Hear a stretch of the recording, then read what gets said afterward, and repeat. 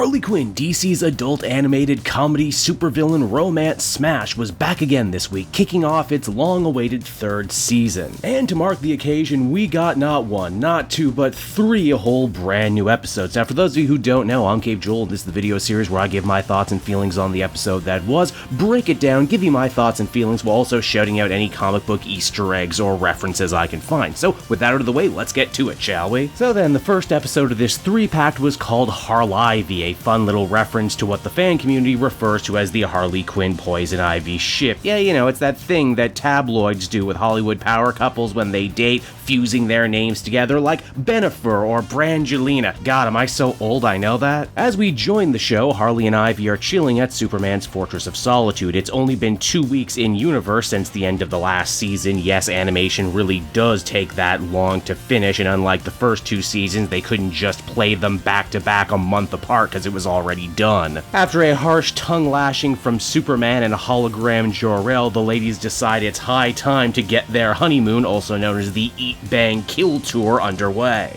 If that name sounds familiar to you, it totally should, because T. Franklin did a whole tie-in comic series while the show was off the air, which was also called the Eat, Bang, Kill Tour, so if you want to see some excerpts from other Harley Quinn Poison Ivy adventures, you totally can. In fact, the Harley show will actually be getting more comic tie-ins later this year, so be sure to keep an eye open for that. In fact, I get the strong feeling that with all the good reviews the show has been getting, and how the fans were so vocal about wanting another season, Warner Brothers and DC are actually really going to get behind it as its own entity. Hell, we've already seen the creative ripple effects the series has had in the comics, wherein now Harley and Ivy, for the first time ever in the main continuity, are allowed to be a real deal out couple instead of only being allowed to be together in very popular Elseworld stories. The tour itself is chock full of ass-kicking, yacht riding, love-making, and of course making time to screw with Jim Gordon, who still can't seem to catch his white whale that is Harley Quinn. The two clearly love each other and complete each other, but small cracks are beginning to form in their relationship. The type of problems that only really begin to show up once you've been in a relationship for a little bit. Like, for one, Harley lives hard and loves equally hard. She's the sort of partner who makes a big deal out of things like 3-week anniversaries, while Ivy just isn't like that. It makes perfect sense though when you think about it. Harley does everything to excess, and considering how long it took her to open her heart again after having it broken by the Joker so many times, she was bound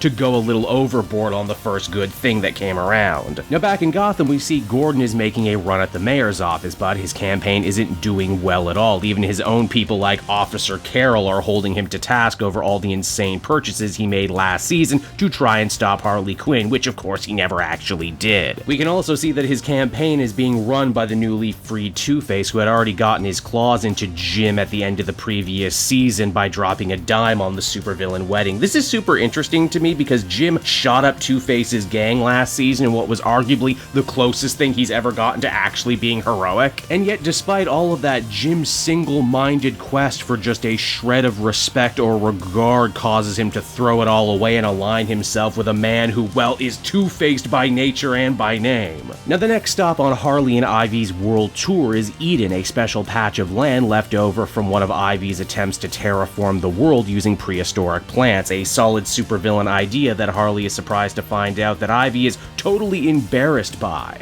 Now, isn't that interesting? Ivy is always shown to be such a constant rock, the level-headed one, always so forgiving, yet she can't seem to extend that same kind of forgiveness to herself when she fails. This idea is actually a major driving force not just in this episode, but across the entire 3-pack and probably for the rest of the season. After Ivy is inspired to rekindle her work, the two decide to stay in Eden for a bit, and it's here we see yet another crack in this love story begin to form, mainly stemming from how Harley and Ivy subscribe to two very different schools of thought when it comes to supervillainy. While Harley is a very rock and roll, screw the world type who thrives on chaos, Ivy has always had higher aspirations. Yes, she committed crimes, but only to help fund her scientific pursuits that she very much believes could walk back the ecological disaster that is facing the Earth right now. High-minded science science stuff that needs control to work. And also the same kind of dry, bigger picture stuff that Harley doesn't find exciting at all despite her best efforts. And hey, just so you don't think the show is dumping on Harley, transversely Ivy imagines a perfect world free of Wi-Fi, fast food, and reality TV celebrities where Harley really genuinely seems to like those kinds of things. And chances are, if you're anything like me, you probably also like one or more of those things and wouldn't like to see them go away. This quickly growing awkward situation is thankfully interrupted, however, when Harley gets a call from King Shark and Clayface. They're locked up in Arkham Asylum following their arrest at the end of The Wedding last season, and they hope that Harley can take some time out of her schedule to come spring them. Now, our two heroes aren't dumb. They know this is certainly a trap set by Gordon, and while Ivy just wants to do the right thing by her friends and get them in and out without causing a fuss, this obviously means much more for Harley as a chance to cut loose. We also learn this episode that Clayface is trying to get back into acting. It turns out James Gunn, yes, that James Gunn of the Suicide Squad and Peacemaker fame, who actually does end up doing his own voice in multiple episodes, is currently making a new Oscar bait biopic about the life of Batman's dad, Thomas Wayne. Honestly, that's just a brilliant joke in and of itself. Mr. Crowd-pleasing summer blockbuster James Gunn chasing award season buzz by basically making his own version of The Aviator, but with Thomas Wayne instead of Howard Hughes. Harley and Ivy do manage to save their crew by paying off an earlier joke in the episode about a porn parody being made of their last adventure. Turns out superhero porn parodies are really big in the world of Harley Quinn, and they all have hilarious names, like the drilling joke. Does that mean Axel Braun exists in this universe too, only instead of doing fantasy, he does documentaries? It would have been the perfect escape too, were it not for a Harley running afoul of Amanda Waller. Yes, that Amanda Waller, head of the Suicide Squad, who I can only assume was in Arkham doing some shopping. Waller pretty appropriately states that Ivy hasn't actually done anything evil in years. And well, Harley just isn't hearing that, and because of that ends up kidnapping Waller. Props to the show too for remembering that Harley and Ivy wore Suicide Squad movie t-shirts in the first season. Now back over with Jim, he's once again failed to arrest Harley Quinn, and because of that it looks like it might kill his mayoral run. This of course is until several of Gotham City's biggest problems, roided up squirrels, haunted sidewalks, and pregnant teenage bus drivers, all end up compounding into a Rube Goldberg machine of death that leaves the current mayor dead. Yeah, I get the feeling this whole mayoral race thing is going to be a season-long storyline. Now how are Harley and Ivy going to deal with the Amanda Waller problem? Well, they don't have to, because the problem ends up coming to deal with them in the form of the Suicide Squad. No, not the movie-adjacent members that you know, they're the A-Team. Instead, the ladies have to contend with perennial C-lister, but favorite in my heart, Plastique, voiced by Kari Wahlgren. Who, you know, at first I thought was doing a Minnesota thing, but they rework her in the plot, and say that she's actually some sort of Canadian terrorist. For the record, I actually am Canadian, and Wahlgren is from Kansas. Waller ends up escaping, Plastique blows herself up, and Eden itself gets totally destroyed in the battle. So if you might have guessed, Ivy is pretty damn heartbroken over the whole thing. Harley, not wanting to see the woman she loves suffer such strife, vows to redouble her efforts to make her better world dream come true, even if it means conquering the world along the way, because, you know, they're still villains at the end of the day. Now, the second episode was called No Ivy and Team, and right away we get introduced to the Harley Quinn show's version of fan favorite Nightwing, here voiced by Guillermo from What We Do in the Shadows. How fun. If you're like me and you saw the trailer, then you saw this joke already, but it certainly lands. Dick is basically doing his own best Frank Miller style monologue, but out loud to the point that even Harley thinks he's acting like a crazy person. With the girls officially back in Gotham, they get the crew back together to pull off their next big job, only with a twist. Harley believes so much in Ivy's eco-vision, she wants her to lead the team on this one, something Ivy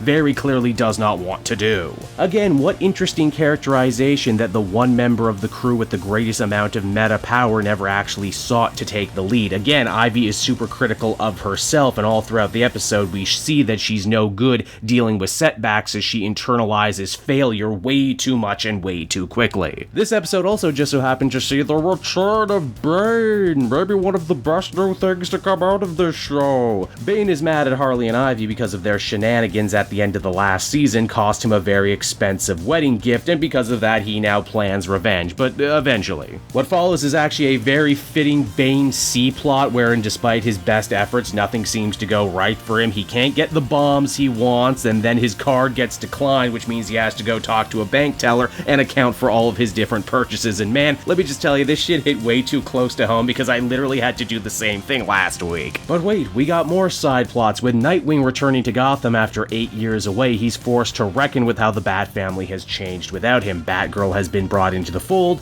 Damian is growing up, and even Alfred has a heroic persona that I legit forgot was a thing last season until I saw him in the suit again. Dick is also trying way too hard to be Batman's equal, complete with putting on his own Christian Bale growl voice. Nightwing tries to take charge in the field during a fight with Firefly and his goons, but all he manages to do is showcase how at odds he is with the rest of the Bat family. Also, Firefly is voiced by Alan Tudyk, so if you're playing along at home and trying to keep track of all of his characters, there's another one. Now, in a nice bit of juxtaposition, Harley and the crew basically end up having the same problems gelling together with Ivy in the lead. Say what you want about Harley's own managerial style, but at least she knew to let the crew play to their own strengths, unlike Ivy, who feels like she needs to micromanage everything and falls to pieces when things don't go her way right away. Again, she's probably more than powerful enough to steal this ancient plant DNA on her own if she wanted. She's not used to having to order around thugs. She was always a solo act as a villain. The hits just keep on coming too, because even once they get what they need to make the new Eden serum, it turns out a big bust. The only thing they actually manage to make is one giant ungodly mess. This causes Ivy to withdraw from the rest of the team and Harley, which naturally she isn't going to take sitting down, so instead Harley decides the best way for Ivy to overcome her problems as a leader is with a trip to an escape room. Only it's not one of those chintzy mall escape rooms, it's actually a deadly trap room and front for the Riddler, once again played by the great Jim Rash, who when I stop and think about it, they've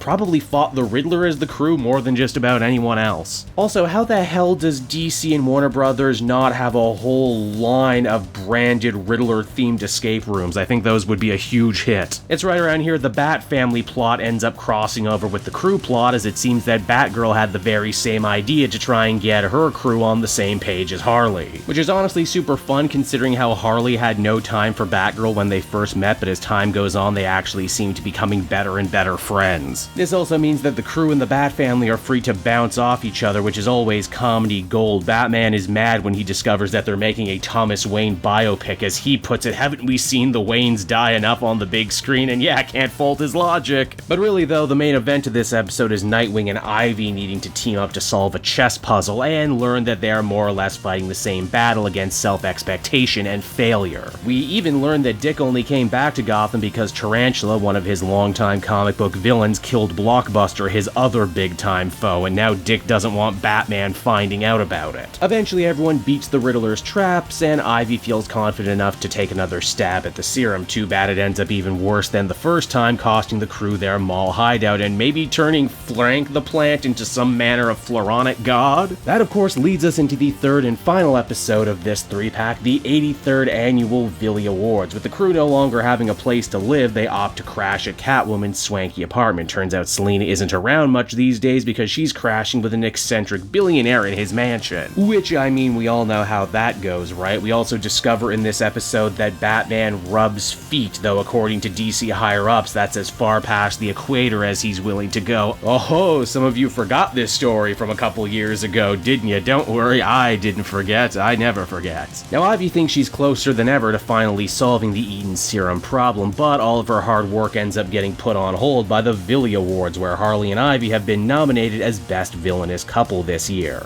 As we discover, this award actually means a lot to Harley, as she had won it a bunch before in the past with the Joker, who never once shared the award or even let her do a speech on stage, and Lord knows she loves to speechify. So ultimately Ivy gets whittled down and decides to accompany her on this trip. There's also a B-plot in this episode about Clayface continuing to work on that Thomas Wayne biopic and trying to get free acting lessons from Billy Bob Thornton, who again surprisingly actually voices himself in the show. It goes pretty much exactly like how you think it would. Clayface lies and pretends to be James Gunn before eventually having to lie and pretend to be Billy Bob Thornton, maybe for the rest of the actual season. But the real meat and potatoes here is the Villi Awards, which themselves are a star-studded affair filled with all sorts of great comic book deep cuts. Gorilla Grodd in a tuxedo was one I personally enjoyed. We also see that Harley and Ivy have some competition for this couples award, the Riddler and his boyfriend Clock King, particularly the big clock-faced version of the character that exists sometimes in the comics and cartoons. This is actually a really solid piece of writing because in the escape room episode we could totally see a bunch of churning clock gear, so they were laying the foundation for this one long before it actually happened, and it means we get more Jim Rash, which is always great because he's always funny. Ivy, we soon discover, hates being the center of attention. She isn't good at the whole glitz and glamour thing like Harley is, and it's becoming a major theme that she tends to shut down when things don't go her way. Making matters worse, the Joker, who is the host of the show, gets a gloriously gaudy song and dance number like something out of the MTV Movie Awards, where he reframes the murder of Jason Todd before ultimately calling out Harley and Ivy in song, saying that he purposely set them at the same table as Kite Man. Here's the thing though, Kite Man's not alone, he has a brand new mystery girlfriend too. You gotta love how this writing breaks so many trends. Chuck is actually totally cool with sharing the table, more cool than Ivy in fact. She's the one who ends up running away from the situation. Harley is a little too busy to notice though, as she has her mind set on winning that award, even if it means doing battle with a cyborg once she realizes that Riddler and Clock King may very well have cheated to win. In fact, it's implied that Joker actually campaigned very hard to make sure that he and Harley ended up winning every year, which is interesting because he doesn't seem like the sort of guy to care about anything, but he cared about that for some reason. Now you might be wondering, who is Kite Man's new girlfriend? Well, it turns out to be Lisa Snart, aka Golden Glider, aka sister to famous Flash rogue Captain Cold. Turns out she too felt too awkward to join the party, and her and Ivy end up hitting it off almost immediately. She too is actually just kind of a nice, genuine person. Also, big hats off to the show's writers for cluing into something that even I as a lifelong comic fan never considered, and that is a glider is basically just another type of kite.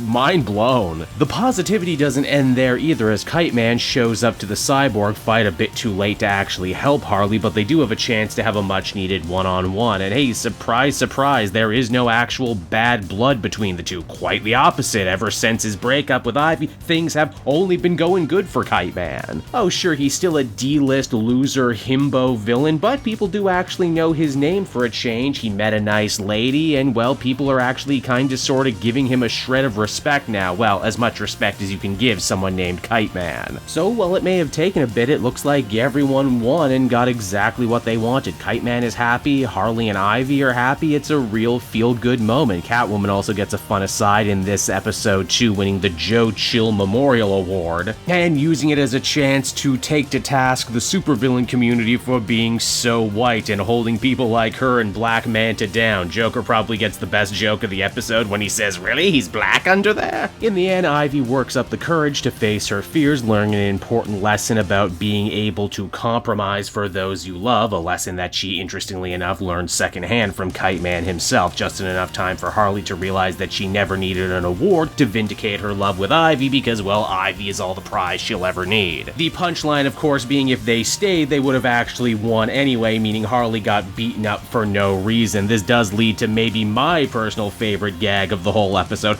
Clock King crying, his numbers running, and him saying he doesn't even know what time it is anymore. And there you have it, everyone, the first 3 episodes of Harley Quinn Season 3, and I'm happy to say that everything you loved about the first 2 seasons is alive and well here as well. Raunchy adult jokes that hit, check. Comic book superhero deep cuts, check. And a real attention to character growth and characterization, double check. Probably even more so than the first 2 seasons, this new batch of episodes felt a lot more connected and a lot more serialized, a lot less episodic, with the whole Eden Serum thing making up the backbone of the entire plot so far. The new additions to the cast like Nightwing are all working out really great, and I can't wait to see what they do next. If you couldn't tell, I would highly recommend Harley Quinn Season 3. And so everyone, that'll just about do it for me in another video. I hope you enjoyed it, and as always, be sure to join me every week as I take a closer look at more Harley Quinn.